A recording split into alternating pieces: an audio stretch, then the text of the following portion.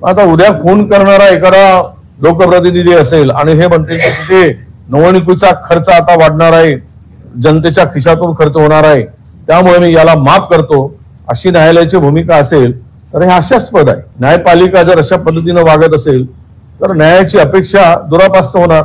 दोस्त भी नहीं होता और दुश्मन भी नहीं होता है, समय के साथ सब राजनीति चलती है की युवा शेतकऱ्याला महाराष्ट्र पुरस्काराने सन्मानित करता आणि तो आत्महत्या करतो पाण्यासाठी। राज्यात कायदा सुव्यवस्था राखणारे आणि कायद्याचं पालन करणारे ही जर यांची जोडी अशी घट्ट जमायला लागली आणि आरोपी मोकाट फिरायला लागलेत तर यापेक्षा कायदा सुव्यवस्थेचे दिनवडे या देशामध्ये राज्यामध्ये कुठेही दिसणार नाही।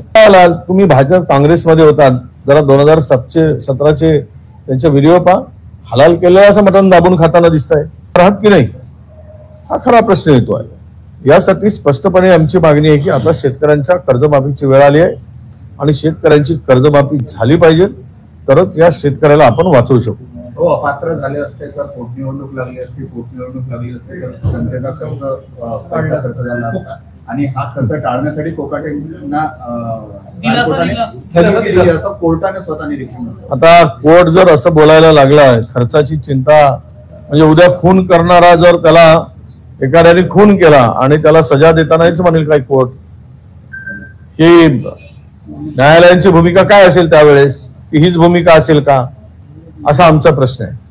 म्हणजे कुठलाही गुन्हेगार असेल त्याला तो गुन्हा केला असेल, तो शिक्षेस पात्र असेल तर मग तो शिक्षा झाली पाहिजे। आता उद्या खून करणारा एखादा लोकप्रतिनिधी असेल आणि हे म्हणते की तिथे निवडणुकीचा खर्च आता वाढणार आहे, जनतेच्या खिशातून खर्च होणार आहे, त्यामुळे मी याला माफ करतो, अशी न्यायालयाची भूमिका असेल तर हे हास्यास्पद आहे। आणि मला वाटतं की न्यायपालिका जर अशा पद्धतीने वागत असेल तर न्यायाची अपेक्षा दुरापास्त होणार। नाना पटोले यांनी काल ऑफर दिला होता अजितदादा आणि एकनाथ शिंदेना मुख्यमंत्री करण्याचा, हा ऑफर काँग्रेसचा होता की नाना पटोलेचा होता, कारण की तुम्ही गटनेते आहात। साहेब त्यांनी काय ऑफर दिली ते मी जरा माध्यमातून पाहिले, पण एक आहे, राजकारणात कोणी कोणाचा दुश्मन नसतो, कोणी कोणाचा दोस्त नसतो, हे आपण लक्षात घेतलं पाहिजे। दोस्त भी नहीं होता और दुश्मन भी नहीं होता है, समय के साथ सब राजनीति चलती है। त्यामुळे उद्याचं काय वाढून ठेवलेलं आहे हे आत्ताची धुसफूस पाहता हे काय होईल आत्ता काही सांगणं कठीण आहे, पण नाना पटोलेजींनी घाई केली एवढंच माझं मत आहे। हो, तुम्ही शेतकरी आत्महत्येविषयी बोलले, बुलढाण्यातला जो आदर्श पुरस्कार प्राप्त शेतकरी होता त्यांनी त्या भागात पाणी नाही, त्या पंचकृषी मुलं काल झालं, मी काल माझी प्रतिक्रिया देताना बोललो की युवा शेतकऱ्याला महाराष्ट्र पुरस्काराने सन्मानित करता आणि तो आत्महत्या करतो पाण्यासाठी। सरकारच्या दरबारी चक्रा मारून मारून त्याच्या शेताला पाणी देत नाही, वीज देत नाही आणि त्यामुळे त्याचा पुरस्कार देऊन गौरवण्यात काय अर्थ आहे? म्हणजे एकीकडे शेतकऱ्यांचा सन्मान दाखवायचा, गौरव केल्याचं दाखवायचा आणि तोच शेतकरी आत्महत्या करत असेल तर या सरकारला त्या शेती आणि शेतकऱ्या संदर्भात किती जाण आहे, भान आहे आणि शेतकऱ्याप्रती किती कळवळ आहे दिसून आलेला आहे। म्हणजे मला वाटतं की महाराष्ट्राच्या इतिहासामध्ये ही एक काळी नोंद आहे या सत्ताधाऱ्यांच्या नावानं लिहिणारी। दुसरा विषय महत्वाचा की काल आपण पाहिलंय बीडमध्ये पोलीस इन्स्पेक्टर ज्या जजनी ज्याला सक्तीच्या रजेवर पाठवण्याचा निर्णय घेतला होता तो जज तेच पोलीस इन्स्पेक्टर काल होळी खेळताना रंगात रंगून मिसळून मिळून होळी खेळताना दिसले।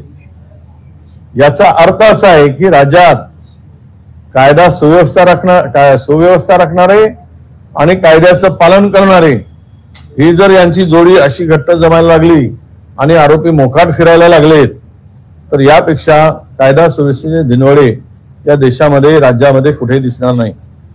ज्या बीडच्या प्रकरणामध्ये धनंजय मुंडेच्या जो भाजीपाले नावाचा जो काही PI होता त्याला सक्तीवर रजेवर पाठवायचं काम त्यावेळेस त्या जजनी केलं होतं आणि काल मात्र हे पोलीस जज न्याय व्यवस्था आणि न्यायपालिका अशी जर खुलेआमपणे आरोपी बरोबर होळी खेळत असतील तर यांचे संबंध काय याची तपासणी केली पाहिजे।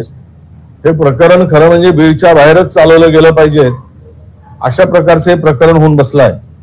तिथे जी काही आता व्यवस्था उभी आहे सरकारची ती सर्वतः कुचकामी आहे.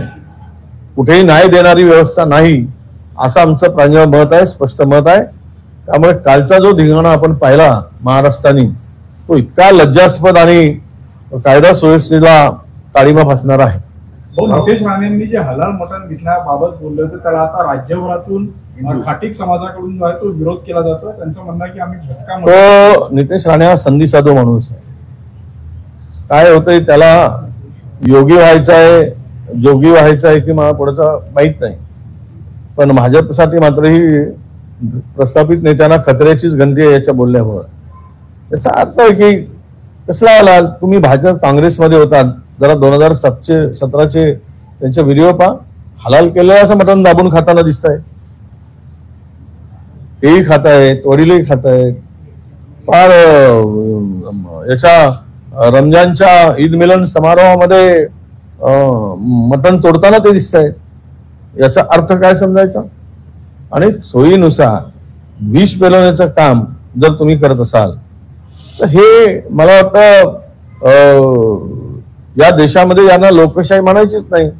आमच्या अध्यक्षांनी म्हटलं त्याप्रमाणे आपला देश आणि राज्य आता तालिबानीकडे झुकतोय. उद्या या देशाचं तालिबान होईल अशा प्रवृत्तीमुळे हे आता स्पष्ट होत आहे.